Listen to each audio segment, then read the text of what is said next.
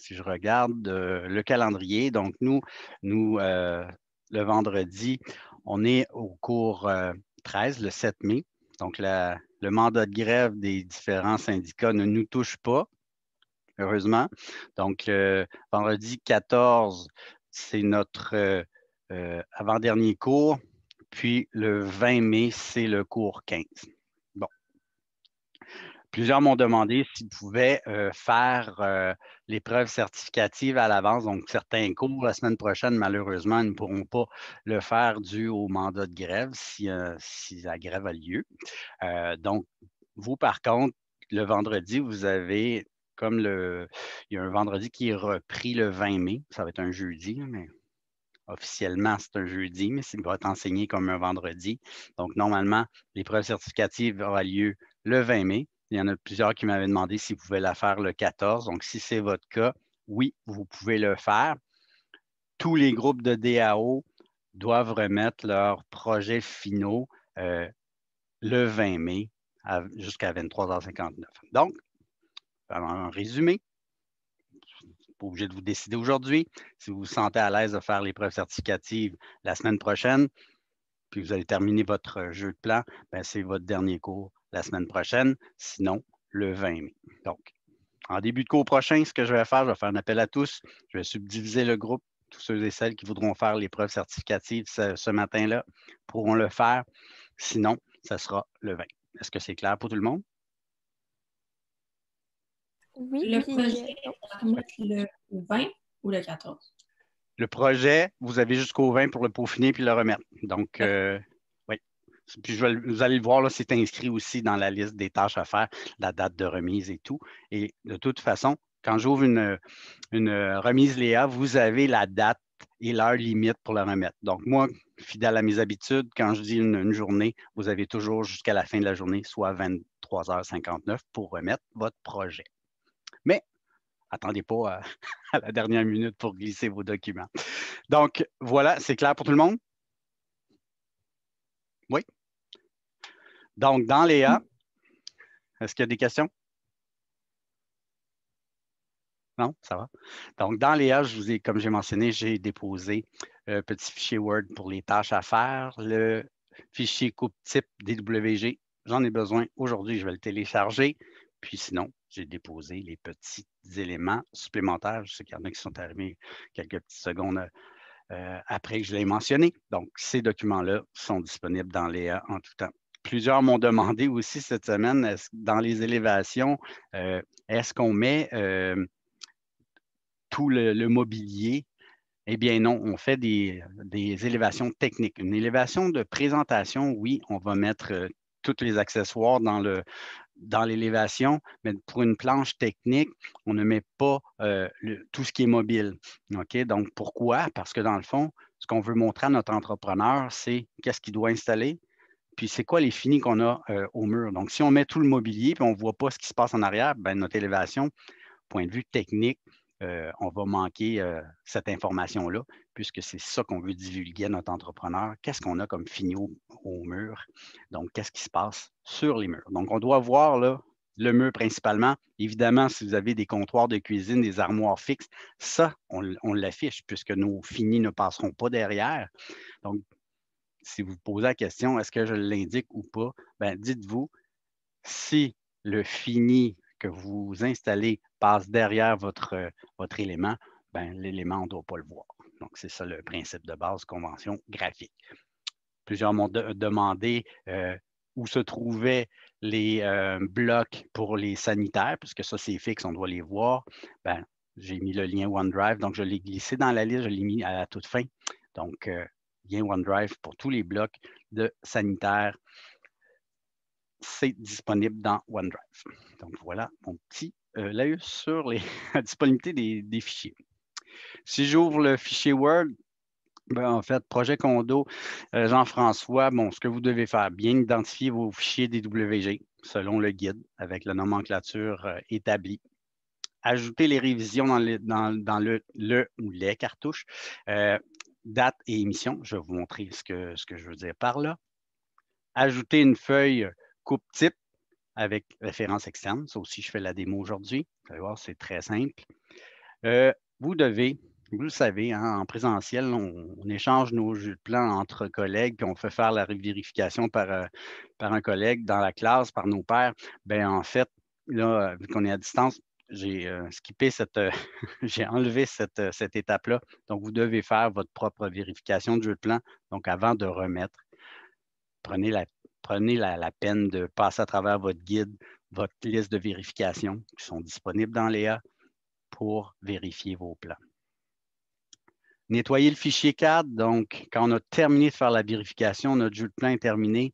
Je veux avoir la version la plus légère possible. Donc, mon fichier, il faut qu'il soit nettoyé. Et la façon de faire, je vais le montrer, c'est avec la commande purger qui va nous permettre d'enlever les éléments inutilisés dans notre projet. Donc, petite parenthèse, c'est pour ça que je le fais à la toute fin. Ça va éliminer les calques non utilisés, les blocs non utilisés. Donc, puis toutes les mises en page qu'on n'aura pas utilisées, donc les blocs de mise en page vont être enlevés. Donc, ça va alléger considérablement votre fichier. Donc, plus facile à transférer, plus ça prend moins de place aussi. Dans les bureaux, c'est ce qu'on fait toujours quand on termine un projet. On purge le dessin pour avoir le fichier le plus léger possible. Donc, ça prend moins de place dans nos archives. Dernier point, non le moindre, mettre les fichiers type, en fait, au plus tard le 20 mai, donc à la fin de la journée, un PDF, puis un fichier compressé zip. Ça aussi, je vais faire la démo, nouvelle petite procédure. Quand on remet des projets à nos entrepreneurs ou si avec d'autres bureaux, on fait le transfert de nos fichiers, on leur remet un e-transmit qui appelle. C'est en fait un dossier compressé dans lequel il va avoir le fichier DWG, les images, la table de tracé et tous les fichiers en référence externe. Donc, on va voir ça tantôt. Pas très long à faire non plus.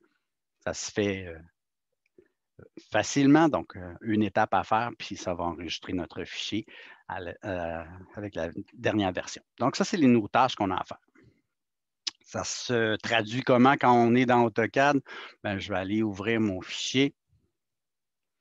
Puis pendant qu'il s'ouvre, je vais même, donc ça c'est mon fichier jeu de plan. Oui, excellent. Montrer mon dossier de travail. Donc, quand on travaille dans les bureaux, on se fait un dossier dans lequel on peut avoir des sous-répertoires, évidemment. Là, nous, on a un projet relativement simple. On a notre fichier CAD. On peut avoir des PDF qu'on a émis. On a l'image, donc JPEG du condo, le fichier que j'ai téléchargé de Léa Coupe-Type. Puis là, j'ai mis la liste de vérification, mon guide. Donc, tous les documents que j'ai besoin pour faire mon projet, je les ai déposés dans mon répertoire. Donc, facile d'accès. De cette façon-là, si vous allez faire des recherches, des spécifications de mobilier, de matériaux et autres, c'est dans ce dossier-là qu'on va glisser ça. C'est notre dossier de projet. En PDEX l'année prochaine, donc en production de dessin d'exécution 1, on va vous soumettre une façon de travailler qui est basée là-dessus, en fait, à partir d'un guide, à partir d'un répertoire, une arborescence, on va sauvegarder puis archiver, en fait, nos différents documents. Donc, une méthode de travail dans les bureaux qui est fort appréciée par nos employeurs. Donc, voilà. Donc, ça, c'est mon répertoire. Je reviens à AutoCAD, il devrait être ouvert, oui. OK. Première chose que je vais vous demander de faire, c'est dans votre page de présentation, c'est d'ajouter. Donc, vous avez remarqué, j'ai la page D300 qu'on n'avait pas au départ. J'ai ajouté une ligne en dessous. Je vais écrire D300, puis ça va être les coupes types qui vont avoir là-dedans. Ne vous en faites pas, ce n'est pas une tâche supplémentaire, vous n'avez rien à dessiner. On va juste incorporer le fichier en référence dans votre projet. Ne vous en faites pas. Donc, je n'alourdis pas votre tâche. OK? Donc, on vient d'ajouter une page à notre présentation, à notre projet. J'ai dupliqué la page D200, qui est ma page d'élévation, et je l'ai appelée D300. Donc, j'ai ma nouvelle page. Évidemment, j'ai changé le titre pour que ça corresponde. Et l'échelle qu'on va utiliser, c'est 3 pouces égale 1 pied. Donc, je vais m'ouvrir une fenêtre de présentation éventuellement, puis je vais aller incorporer le dessin que je vais mettre en référence externe. On le sait, dans AutoCAD, on peut insérer une multitude de fichiers, que ce soit des images, on peut insérer d'autres DWG et d'autres fichiers qui proviennent de d'autres plateformes de dessin. Donc, c'est des fichiers qu'on appelle des références externes. Je vais aller en mode objet. Je vais activer mon calque 0, comme quand j'insère une image.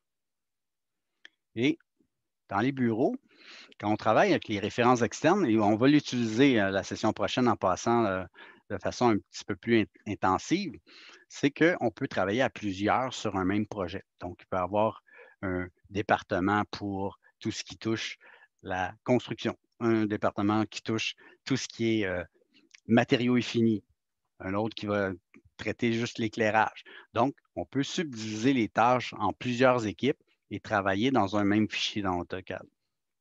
Donc, on a, si on veut, un fichier hôte ou un fichier maître dans lequel on va venir insérer tous les documents pour produire nos mises en page. Donc, nous, votre fichier projet condo Jean-François sera votre fichier hôte dans lequel on va venir insérer une référence externe. On l'a déjà utilisé, cette méthode-là, on a inséré des images. Qu'est-ce qui fait la différence entre une image qui est incorporée et une image qui est en référence externe? Ben, l'image qui est dans ma page frontispice, on a fait un copier-coller. Donc, on a incorporé l'image. Donc, elle fait partie intégrante de notre fichier. Un fichier en référence externe, c'est une image ou un dessin AutoCAD qui est seulement lié par un lien, une attache en référence externe. Donc, la grosse différence, c'est que quand je le mets en référence externe, ça n'alourdit pas votre dessin. Donc, ça veut dire que si j'ai plusieurs intervenants qui travaillent dans le même fichier, ben, mon fichier de base va rester très, très léger et je vais insérer que des références. Donc, ça n'alourdira pas mon dessin. Donc, il va rester très fluide. Donc, des fois, on remarque que nos ordi ralentissent. Ben, plus on insère des blocs, plus on insère du texte, plus ça devient lourd. Donc, le but des références externes, c'est d'alléger nos fichiers. Et de cette façon-là, quand les intervenants ou les différents groupes qui travaillent dans le projet font des mises à jour dans leurs fichiers, quand moi, je reçois l'information, ben, j'ai un petit pop-up qui s'ouvre et qui me dit « Ah, fichier coupe type, il a été mis à jour. Veuillez le recharger pour avoir la dernière version. » Donc, c'est comme ça qu'on travaille dans les bureaux et on peut, à ce moment-là, gagner énormément de temps. Puis, ça, comme je l'ai dit tantôt, ça allège nos fichiers. Donc, nous, ce qu'on va faire, je me suis placé sur le calque 0. Je vais aller dans Insertion et je vais faire Attacher. Quand je clique dans l'onglet Attacher, il va me dire où ton fichier est. Donc, je me suis fait un répertoire dans mon disque dur. TAO2, mon répertoire de travail, qui devrait être à la fin, voilà. Et j'ai les différents types de fichiers. Je ne sais pas si vous vous rappelez, quand vous avez inséré des états de calque, quand vous insérez des documents, ben, si dans le bas, ce n'est pas inscrit le type de fichier que vous voulez voir, ben, il va se limiter à la liste que vous avez demandé. Donc là, moi, c'est marqué tous les fichiers, fait que c'est sûr que je vois tout ce qu'il y a dans mon répertoire. Si il avait été positionné à les images, ben, j'aurais juste vu les images. Bien que les autres fichiers sont là, il ne me permet pas de les voir. Donc, l'idée là-dedans, choisissez le type de fichier que vous voulez incorporer. Donc, moi, c'est un DWG dans ce cas-ci. C'est mon fichier coupe type que j'ai téléchargé de l'IA et je vais venir l'ouvrir. C'est une référence externe, donc il va y avoir un chemin pour aller le chercher, puis je vais choisir l'option chemin d'accès relatif. Donc, ce que ça fait, c'est qu'il va aller chercher coupe type dans mon répertoire de travail. Si mon fichier est déplacé, ben, à l'écran, je ne le verrai plus. Donc, c'est bien important que notre fichier coupe type soit dans le même répertoire que votre dossier de travail, dans le même répertoire que votre jeu de plan. Ça va éviter tout problème. Donc, chemin d'accès relatif. Au niveau de l'échelle, ça peut arriver dans certains cas qu'on doit ajuster l'échelle. Dans ce cas-ci, mon dessin est dessiné en vraie grandeur. L'échelle est déjà préétablie, donc je n'ai pas à toucher à ça. C'est l'échelle 1. Je n'ai pas de conversion à faire. Dans l'onglet point d'insertion, je vais m'assurer que le petit crochet est là. Pourquoi? Parce que dans les bureaux, en fonction de mon point d'origine 0,0, je vais placer mes plans, mes élévations, mes coupes à un endroit, puis tout le monde respecte cet espace-là. Comme je ne sais pas où vous avez positionné vos élévations dans votre mode objet, vous allez devoir positionner votre coupe juste en bas de vos élévations, juste pour pas que ça nuise à vos fenêtres de présentation. Donc, on ne veut pas de superposition, d'où je vais le positionner manuellement. Évidemment, c'est comme un bloc, je pourrais faire une rotation, puis les unités, ils sont en grisé, ça veut dire que c'est déjà préétabli. Type de référence, association ou superposition. Dans ce cas-ci, c'est une association. J'associe à mon fichier hôte mon fichier coupe. Si c'était le cas, je pourrais avoir des superpositions si je viens superposer des plans les uns aux autres. Dans ce cas-ci, je le mets à côté. Donc, une association, c'est parfait. Je fais OK. Donc, normalement, j'ai ma coupe qui est, donc je vais venir la positionner, évidemment pas par-dessus un plan ni par-dessus mes élévations. Donc, je viens tout simplement la décaler quelque peu pour être sûr, faire ça que quand je fais une fenêtre de présentation, il n'y a rien d'autre en lien avec ça. J'ouvre la parenthèse sur graphiquement ou visuellement, quand vous avez une référence externe, vous allez voir les couleurs sont atténuées versus les couleurs plus lumineuses. Ça, c'est les éléments qui font partie de votre fichier, puis les références externes sont toujours atténuées. Ne vous en faites pas. Lors de l'impression, lors de conversion en PDF, les lignes vont être converties à même titre qu'une ligne d'AutoCAD. On va avoir le même résultat au final. Il y a un petit pop-up qui s'ouvre dans le bas qui me dit « Ah, tu as inséré une référence externe. Vous devrez en fait rapprocher les calques. » Je m'explique. C'est-à-dire que si je viens en début, puis je regarde les calques qui sont là, j'ai des calques qui se sont rajoutés à ma liste. AutoCAD me dit de les rapprocher pour qu'ils fassent vraiment partie de ma liste quand je veux les sélectionner. Donc, je vais cliquer ici. Là, il va me montrer les calques qui se sont rajoutés à mon dessin. Je vais toutes les sélectionner. Et bouton droit de souris, je vais lui dire de les rapprocher.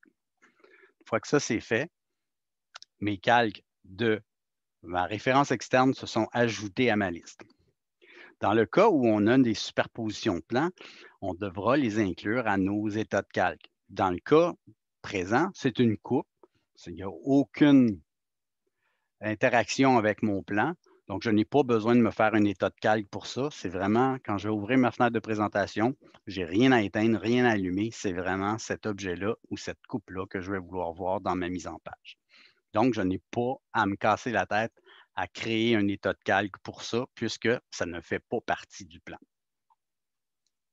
Je reviens sur ma mise en page. Je vais activer mon calque présentation fenêtre et j'ouvre tout de suite la parenthèse sur les états de calque. J'ai remarqué quand vous me faites des partages d'écran, plusieurs d'entre vous, vous êtes sur la mise en page. Il faut impérativement qu'il n'y ait aucun calque de fermé. Okay? Donc, si je regarde, là, moi, j'ai aucun calque de fermé sur ma mise en page. Ça vient d'où ça? C'est que bien souvent, on ne s'en aperçoit pas, mais les états de calque, c'est vraiment à l'intérieur d'une fenêtre de présentation que je dois les activer. Si je ne suis pas dans la fenêtre de présentation, je vais avoir fermé des calques sur le mode papier.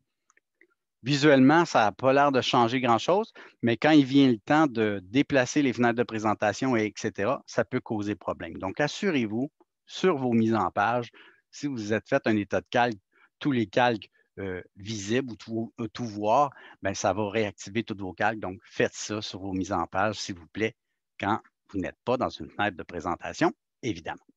Donc, je réactive mon calque pour créer une fenêtre.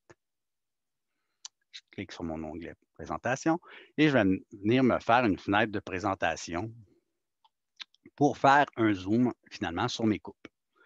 Donc, je rentre à l'intérieur, je fais un zoom sur mes coupes et je viens positionner mon échelle annotative, 3 pouces égale 1 pied. Donc, ces coupes-là sont là à titre d'exemple. Vous n'avez pas besoin de modifier quoi que ce soit dedans. L'idée, c'est de les incorporer à votre projet sur une mise en page correspondante, soit la page des 300. Donc, une fois que j'ai fait ça, je peux verrouiller ma fenêtre de présentation à l'échelle. Voilà, j'ai ajouté des détails architecturaux, des coupes types à mon projet. C'est comme si je travaillais en équipe avec quelqu'un d'autre. Donc, ça, c'est pour la page de coupe type. Évidemment, dans les prochaines étapes, comme c'est mentionné, c'est de faire la vérification de vos plans, les numéroter, voir si vos cartouches sont bien remplies, vos notes sont toutes là. Donc, ça, c'est votre vérification que vous devez faire. Vous avez terminé de vérifier vos plans, on va nettoyer le fichier, puis on va faire la simulation pour le PDF et le e-transmit. Donc, une fois que j'ai terminé de faire ma vérification, je me suis assuré que toutes mes pages étaient bien coordonnées, les numéros, etc. Il vient le temps de purger mon dessin pour le nettoyer. Donc, je vais écrire au clavier directement la commande purger. Ça va ouvrir l'interface pour nettoyer le dessin. Je vais le réécrire, j'étais en panne. Voilà. Donc, purger. Plusieurs m'ont posé la question, est-ce que je peux faire cette étape-là en cours de route dans mon projet?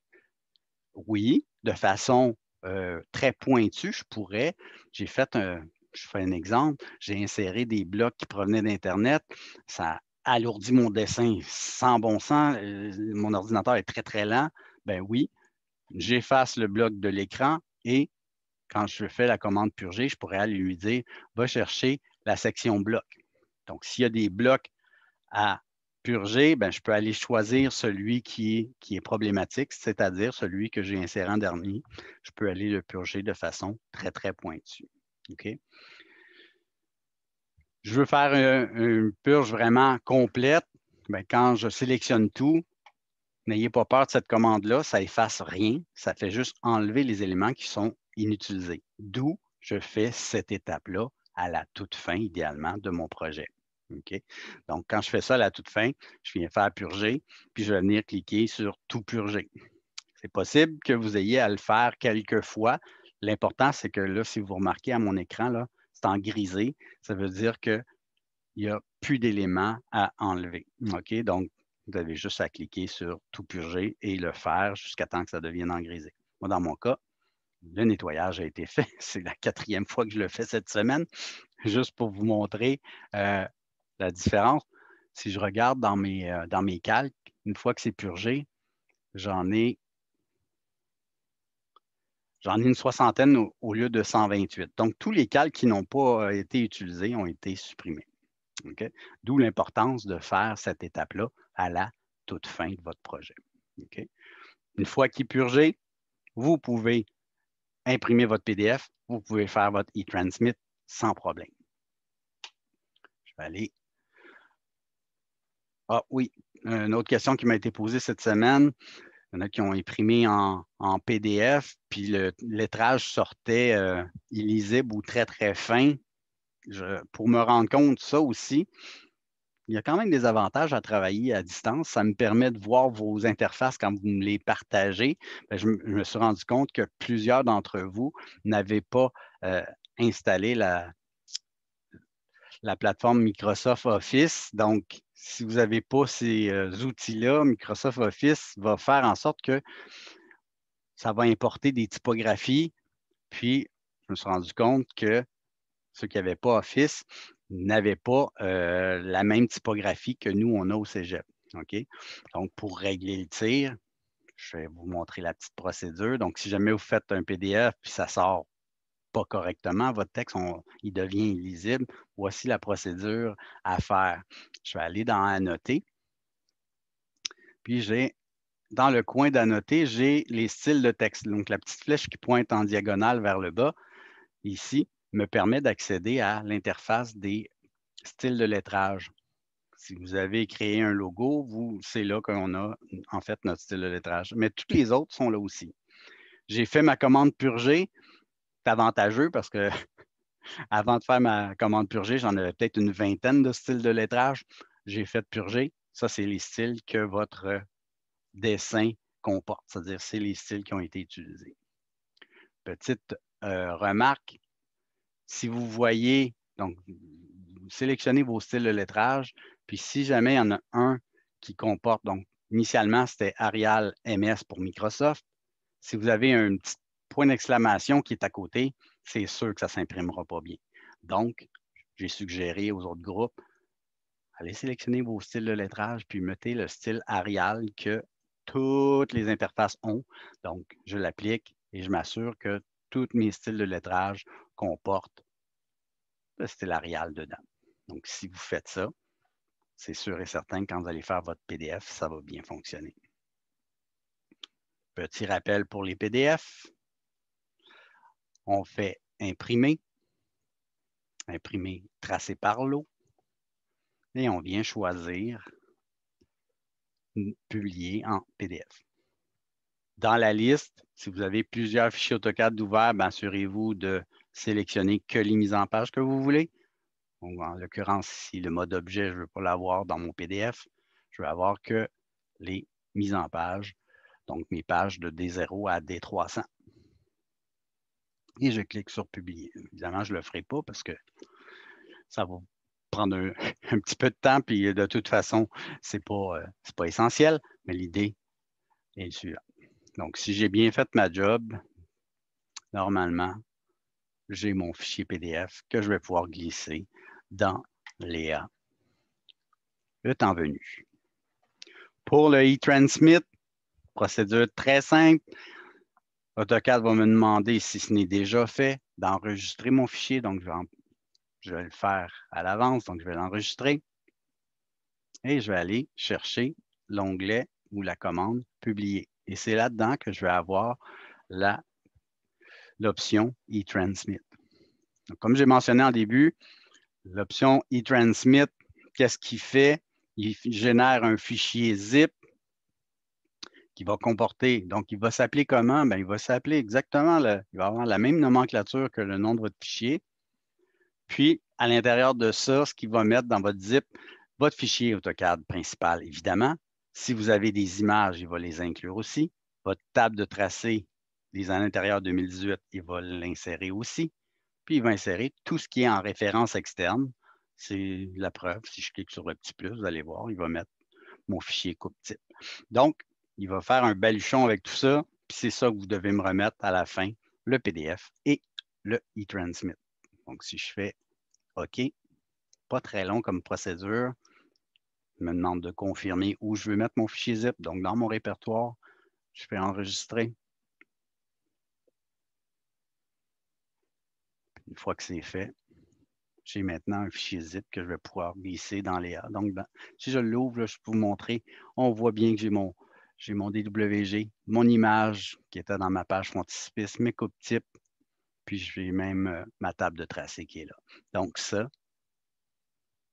va être très rapide à glisser dans Léa. Ça va prendre quelques secondes, puis ça va être remis automatiquement. Avez-vous des questions, des insultes ou autres? J'ai des questions, mais pas nécessairement sur ça. Moi, c'est plus le logo que je sais pas comment faire. OK. On pourra se reconnecter après dans la séance Zoom si tu veux. Je pourrais te guider. OK, parfait, oui. Ça marche. Est-ce qu'il y a des questions par rapport à la remise, par rapport à ce que j'ai parlé aujourd'hui? Ça semble clair. Je vais arrêter la séance Zoom, je vais extraire la vidéo, je vais la déposer, puis tout de suite après, je vais me reconnecter pour répondre à vos questions d'aujourd'hui. Est-ce que ça va pour tout le monde? Oui. Excellent. À tantôt alors.